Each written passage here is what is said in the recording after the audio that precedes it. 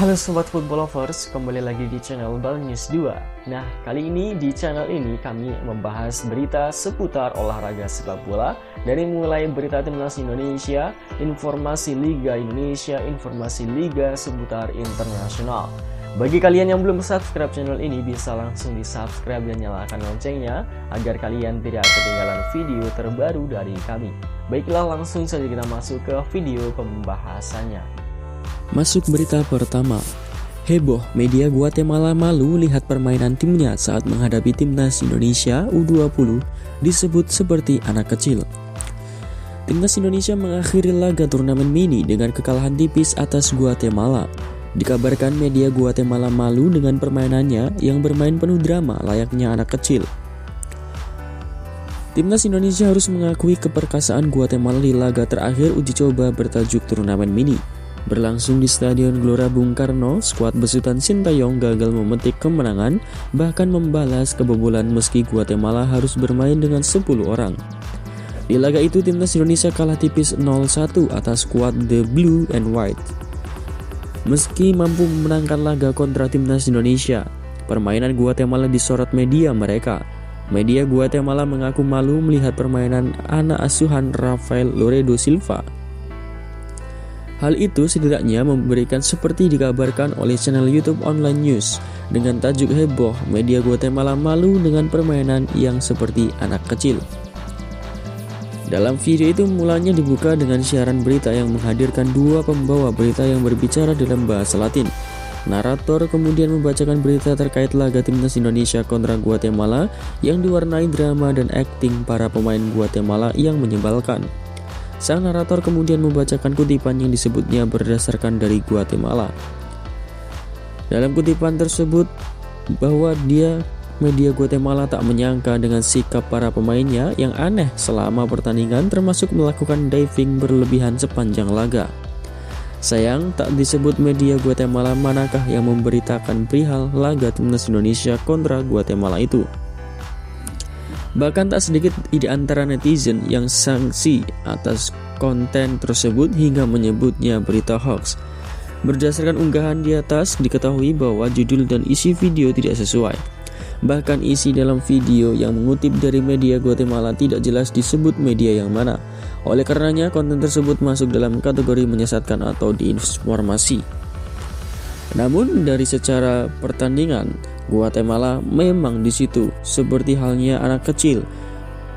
Terlalu banyak drama dan terlalu mengulur-ulur waktu. Lalu bagaimanakah pendapat kalian? Silahkan tulis di kolom komentar. Lanjut berita kedua. Posting kata kasar usai Indonesia kalah dari Guatemala. Pemain timnas Indonesia U20 ini diserang netizen. Posting kata kasar usai pemain timnas Indonesia kalah dari Guatemala. Pemain timnas Indonesia ini langsung diserang netizen tanah air. Pemain tersebut adalah Barnabas Sobor. Barnabas Sobor merupakan salah satu pemain yang dipanggil pelatih timnas Indonesia Sintayong ke pemusatan latihan di Jakarta sejak awal Februari 2023. Selain itu, Barnabas Sobor juga ikut di turnamen mini internasional. Sialnya, Barnabas Sobor tidak mendapatkan kesempatan menit bermain sama sekali dalam 3 laga di turnamen mini internasional 2023 melawan Fiji U20, Selandia Baru U20 dan Guatemala U20. Bek kiri 20 tahun itu pun selalu mengedekam di tepi lapangan meramaikan bangku cadangan. Alhasil, Barnabas Sobor berpotensi dicoret dari skuad timnas Indonesia U20 untuk Piala Asia U20 2023 pada tanggal 1 hingga 18 Maret mendatang di Uzbekistan. Namun baru-baru ini pemain Persija Jakarta yang dipinjamkan ke Riau FC itu jadi perbincangan warganet Indonesia. Melihat dari komentar netizen di unggahan Instagram pribadi Barnabas Sobor, pemain asal Papua itu dianggap membuat kegaduhan setelah memposting kalimat kasar di Instagram story-nya. Setelah ditelusuri Okzone.com, postingan tersebut telah dihapus oleh sang pemain. Meski telah dihapus, postingan kasar Barnabas Sobor telah menyebar di media sosial hingga membuat akun Instagramnya diserang netizen.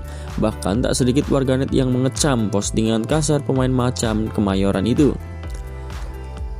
Pelatih sekelas Pep aja ogah mainin elu, kalau cabut ya cabut aja sono. Bad attitude, ciri khas pemain Wakanda. Komentar akun @jasmine. Harusnya introspeksi diri kenapa tidak dimainkan, malah ngatain rekan seperjuangnya, heran. Timpal akun @cransberries. Beberapa netizen lain pun menganggap Barnabas Sobor akan dicoret dari skuad timnas Indonesia. Mereka kecewa dengan perkataan pemain U20 itu setelah menyinggung pemain timnas Indonesia. Lalu bagaimanakah pendapat kalian? Silahkan tulis di kolom komentar. Lanjut berita ketiga, kemunculan Brandon Schatzneman di timnas Indonesia merupakan latihan tekun, bukan pakai modal reputasi sang ayah. Putra mantan pemain atau pelatih sepak bola di Indonesia bermunculan menghiasi skuad timnas Indonesia. Satu di antaranya adalah Brandon Schatzneman. Ia kini menjadi satu di antara Serdadu Sintayong di timnas Indonesia U20 yang diproyeksikan ke Piala Asia dan Piala Dunia tahun ini. Brandon merupakan anak Timo Schatzneman, mantan pemain dan pelatih Persiba Balikpapan. Timo juga sempat menangani Persema Malang. Darah sepak bola Jerman mengalir di tubuh Brandon, namun dia memilih sebagai warga negara Indonesia karena ibunya merupakan perempuan Indonesia. Brandon sendiri lahir dan besar di Malang. Pemain berusia 17 tahun tersebut dipanggil pelatih timnas Indonesia U20 Sintayong setelah 2 kali bermain di Liga 1 bersama PSIS Semarang. 2 pertandingan di mana Brandon bermain penuh dan menghadapi tim besar yaitu Arema FC dan Persib Bandung. Waktu itu dia bermain sebagai stopper. Pencapaiannya saat ini bukan semata-mata karena modal reputasi sang ayah di sepak bola Indonesia, tetapi ketekunan Brandon berlatih sejak kecil. Selain digembleng ayahnya, dia ikut sekolah sepak bola dan akademi di Malang. Sejak tahun lalu dia membela tim muda PSIS Semarang dan Persis Solo. Akhirnya di pertengahan musim ini Brandon promosi ke tim senior. Sebenarnya posisi aslinya bukan seorang stopper, melainkan gelandang bertahan. Posturnya 186 cm terlihat menjulang dibanding pemain seusianya di Indonesia. Namun dia diturunkan sebagai stopper di tim senior PSIS. Postur tubuh ideal dan kemampuan bertahan yang baik menjadi pertimbangan M. Ridwan, karakter PSIS yang mengorbitkannya. Ridwan merupakan pelatihnya di PSIS Junior, jadi dia sudah paham betul dengan kualitas Brandon. Lalu bagaimanakah pendapat kalian? Silahkan tulis di kolom komentar. Lanjut berita keempat, resmi 7 pemain dicoret dari timnas Indonesia U20.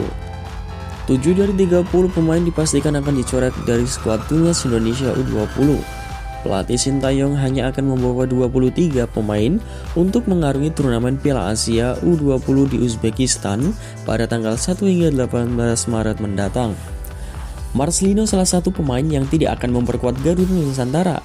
Gelandang serang berusia 18 tahun ini tidak mendapat izin dari klub barunya. Marcelino tidak akan ikut ke Uzbekistan, ujar Sintayong. Namun Sintayong memastikan Marcelino akan bergabung dengan persiapan timnas Indonesia pada 8 April atau selepas berakhirnya laga Denzi.